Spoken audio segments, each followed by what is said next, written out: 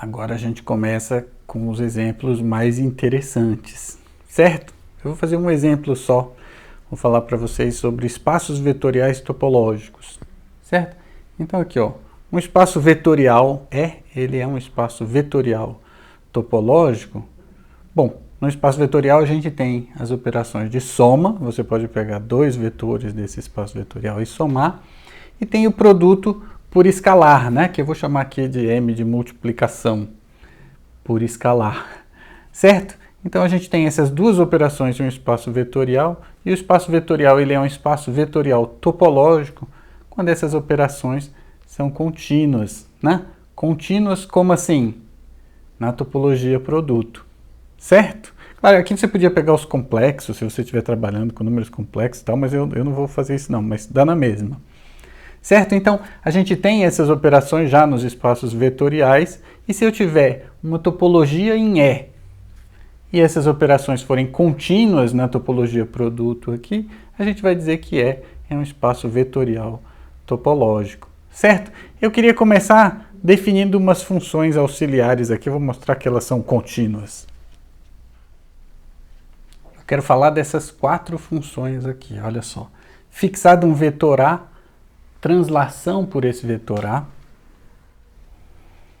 Esse cara a gente já viu que ele é contínuo, né? Por que ele é contínuo? Porque eu pegar o vetor V, né, saindo do espaço E, e levar para o par AV, esse par aqui, não a soma não, o par, né?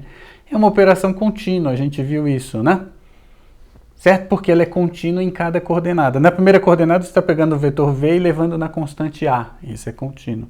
Na segunda coordenada você está pegando o vetor V e levando no vetor V. Isso é a identidade entre um espaço com a mesma topologia no domínio e no contradomínio. Então, isso é contínuo também, né? Então, como é contínuo em cada coordenada, pegar o vetor V e levar no par AV é uma função contínua. E somar, por hipótese, é contínua. Então, a composição dessas duas coisas dá esse cara aqui, que é contínuo, né? Da mesma forma, multiplicar por um escalar fixado. V leva em alfa vezes V. Mesma coisa, né? Pegar o vetor V e levar no par alfa V é contínuo na primeira coordenada, porque o alfa está fixado, é uma função constante, que é sempre contínua, e é contínuo na segunda coordenada porque a identidade e o espaço tem a mesma topologia no domínio e no contradomínio, certo? A gente não está trabalhando com duas topologias diferentes no espaço E, né? Então esse cara aqui também é contínuo. A inversa é contínua porque é um caso particular desse aqui, né? Calcular a inversa é multiplicar por menos 1, certo? Então ela é contínua, né? E a diferença é você pegar dois vetores e calcular a diferença. Isso é a diferença. Essa também é contínua porque se você pegar o par V e W e levar no par V e menos W, isso é contínuo, porque é contínuo em cada coordenada, você consegue ver aí fácil, mas eu sugiro que você faça os detalhezinhos. E depois somar esses dois caras é contínuo por hipótese, né? Uma observação que eu queria fazer é o seguinte, essas três aqui, elas não só são funções contínuas, mas elas são contínuas com inversa contínua, né? Por quê? Se você usar S de menos A, isso é a inversa de A e ela é contínua, né? Se você multiplicar pela inversa multiplicativa de alfa, né, 1 sobre alfa, ela é contínua. Então, quando alfa é diferente de zero, quase que eu não falei, quando alfa é diferente de zero, essa função aqui é um homeomorfismo, ela é contínua com inversa contínua. Para qualquer A, esse SA aí, ele é um homeomorfismo, né? Ele é contínuo com inversa contínua. Quer dizer, leva abertos em abertos, certo? Leva as vizinhanças do zero nas vizinhanças do A, as vizinhanças, né, de B nas vizinhanças de B mais A, certo? Então, isso aqui é ser homeomorfismo, você transporta toda a topologia, certo? Não só os pontos, mas você faz um transporte de toda a topologia junto com esses pontos aí, né? E esse daqui também é contínuo com inversa contínua, porque a inversa dele é ele mesmo, certo? Bom, feito isso, Deixa eu ver o que eu queria fazer aqui.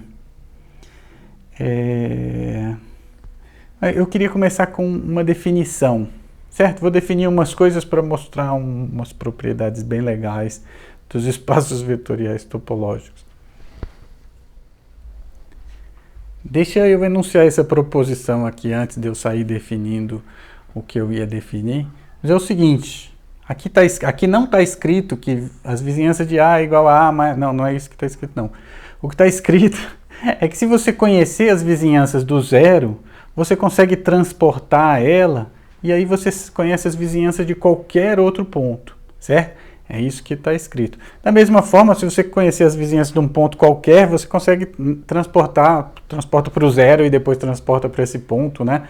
Transporta direto. Mas assim, se você conhecer as vizinhanças de um ponto, você conhece as vizinhanças de todos os outros pontos, né? Então, para conhecer a topologia do espaço, basta você conhecer as vizinhanças de um ponto. Normalmente, as vizinhanças do zero, né? É como no espaço normado, né? Você conhece a bola de raio zero, você conhece as bolas lá em torno da origem, você translada ela para bolas em torno de qualquer ponto, certo? Então, isso daqui vale e isso permite que a gente se concentre nas vizinhanças da origem, por exemplo, né? Qualquer outro ponto, se você quiser, mas normalmente da origem. E aí, talvez essa nossa insistência de querer fazer tudo com abertos, prejudique um pouco as coisas. Talvez em algum momento seja mais fácil falar de vizinhanças, né? Em vez de ficar falando só de abertos, certo? Então, essa proposição aqui, ela está dizendo que aquela função SA, né, somar com A, é um homeomorfismo, é a mesma coisa, certo? Vamos para a definição. A gente vai dizer que um conjunto V é simétrico quando ele for igual ao inverso dele, né? Pega todo mundo que está dentro dele, multiplica por menos 1, você obtém ele de novo, né? Deixa eu desenhar. Imagina que lá nos reais você está pegando uma vizinhança do zero lá, e é uma vizinhança assim, meio torta, né? Então, às vezes você não quer, você queria uma que fosse simétrica, né? Que tivesse o mesmo tanto para lá que tem para cá, né? Uma vizinhança simétrica, quando você multiplica por menos 1, ela fica igualzinha. Essa aqui, se você multiplicar por menos 1, vai ficar grandão para cá e pequenininho para lá, certo? Então, essa daqui que eu desenhei, visualmente você vê que ela não é simétrica, certo? Vou apagar isso aqui. Muito bem, proposição. Se eu pegar só as vizinhanças simétricas do zero, certo? Só as vizinhanças simétricas do zero. Bom, essas são vizinhanças de zero, formam uma base para as vizinhanças do ponto zero. Podia não ter nenhuma, né? A princípio, não, o espaço todo é uma vizinhança simétrica. Mas assim, podia não ter quase nenhuma vizinhança simétrica, né? O que a gente está dizendo é que não só tem um monte, mas forma uma base para as vizinhanças do zero. Então, quando a gente estiver fazendo uma porção de argumentos, talvez a gente prefira falar, já tomar esses caras simétricos, né? O conjunto, às vezes você está somando com alguma coisa, quer passar para o lado de lá e tem que passar menos ele e tal. Se você tiver com vizinhanças simétricas, menos ele é ele mesmo, sabe? Não é assim uma coisa muito necessária, não, mas as demonstrações ficam um pouco mais elegantes quando você, em vez de tomar uma vizinhança do zero, você toma logo uma vizinhança simétrica, né? Vamos mostrar isso.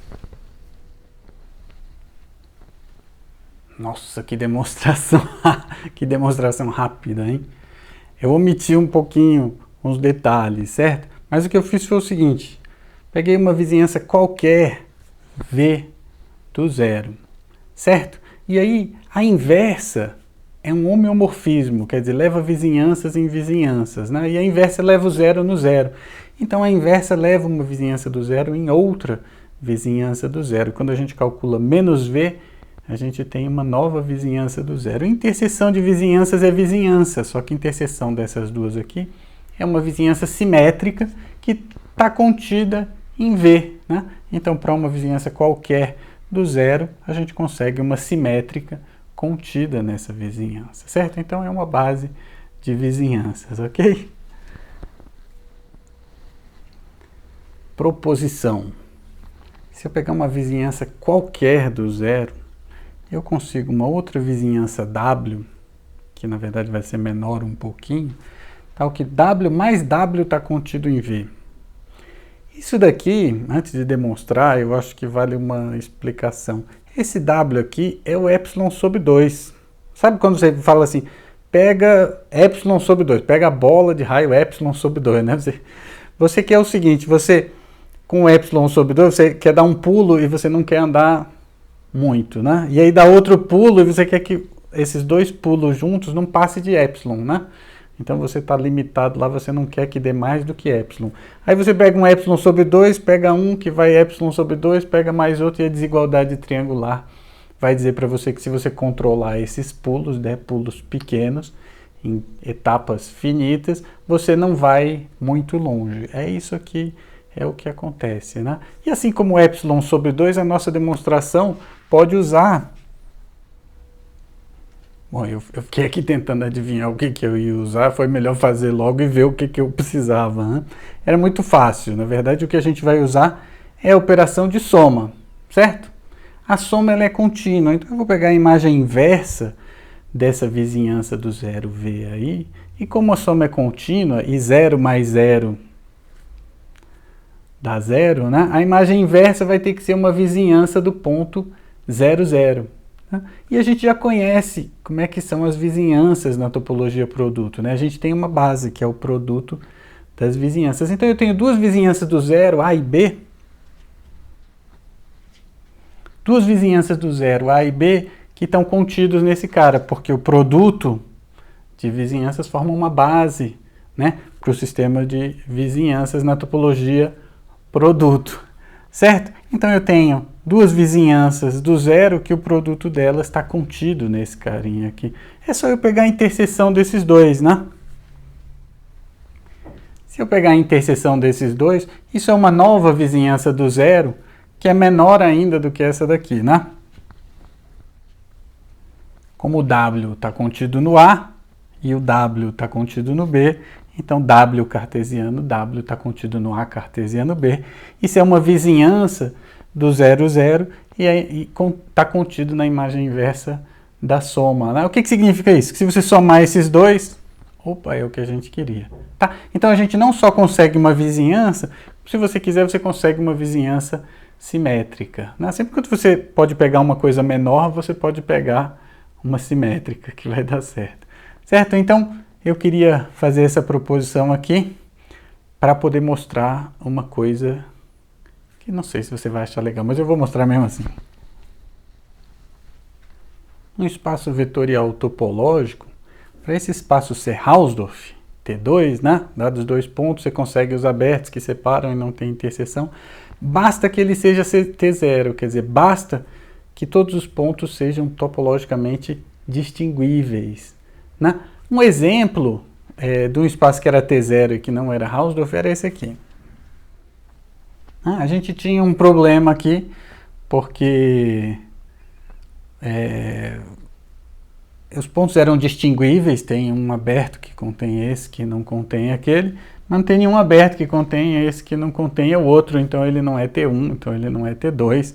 Né? O que acontece é que, por exemplo, nos espaços vetoriais topológicos, as vizinhanças são todas iguais, né? Se esse cara aqui é vizinhança desse ponto, você consegue transportar e você vai ter uma vizinhança também do mesmo jeito do outro ponto, né? Então, é fácil ver que nos espaços vetoriais topológicos o T0 implica no T1, né? Se tem uma vizinhança de B que não contém o A, então você consegue transportar essa vizinhança, você vai ter uma vizinhança de A que não contém o B, né? T0 implica T1 com facilidade. Vamos mostrar que o T0 na verdade implica o Hausdorff, usando aquela coisa lá daquele W que a gente acabou de mostrar.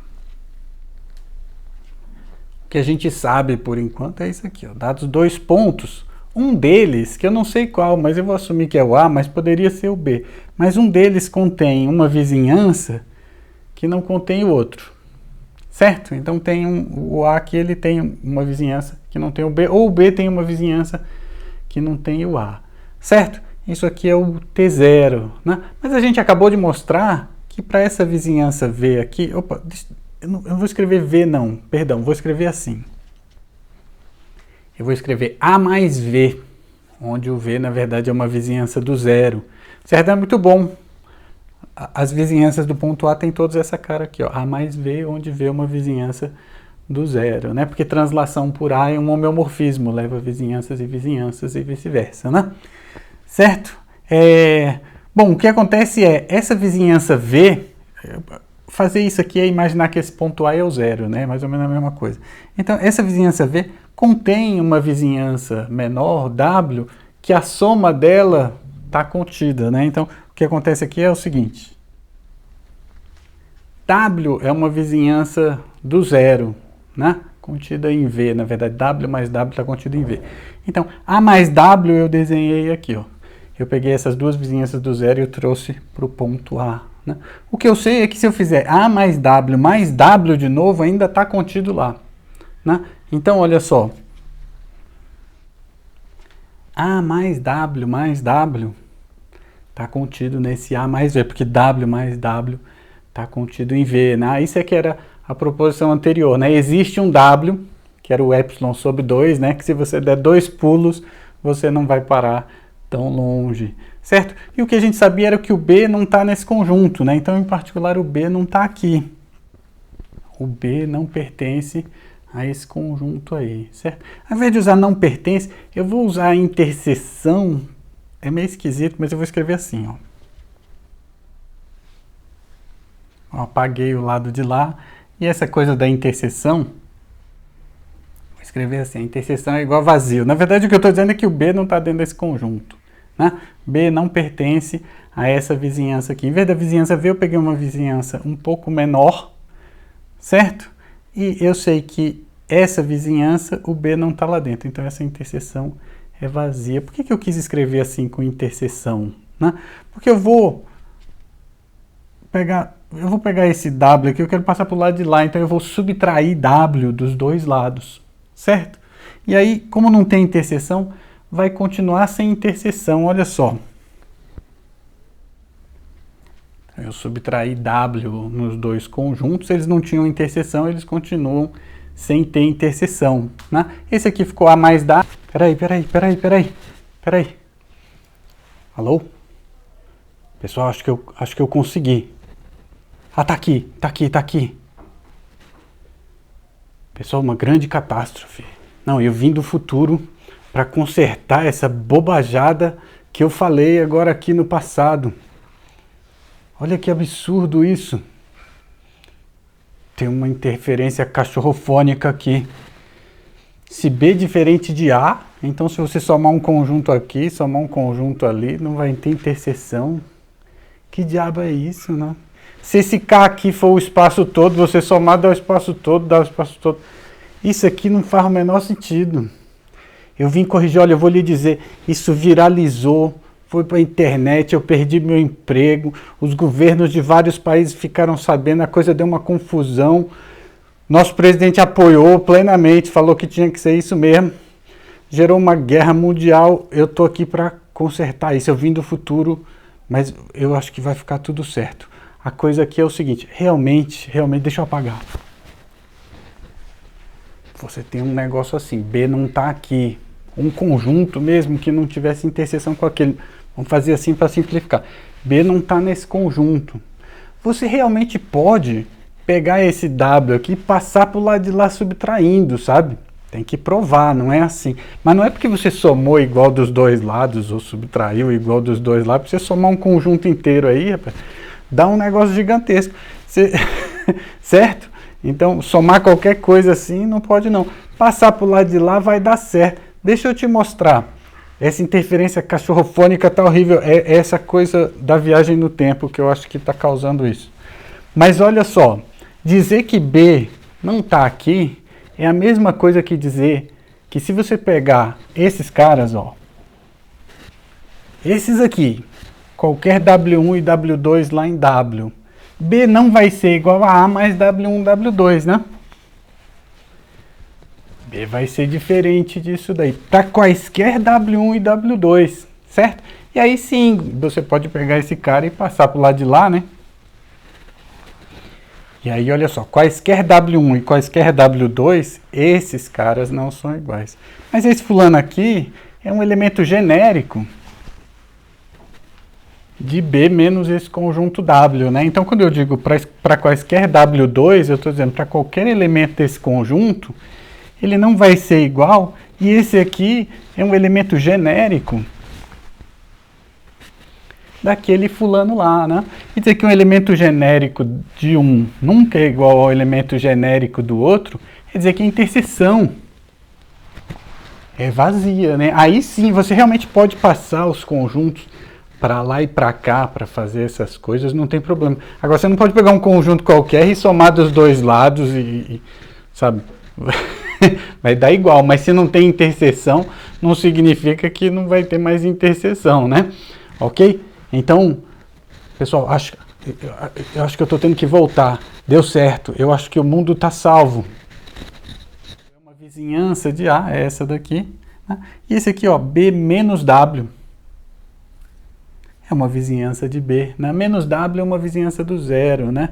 Se a gente tivesse tomado esse W simétrico, aí ficava B mais W do lado de cá, A mais W do lado de lá, né? Mas tanto faz. Mas olha só, eu tenho uma vizinhança de B e uma vizinhança de A, e elas não têm interseção, né? Ou seja, o espaço é Hausdorff.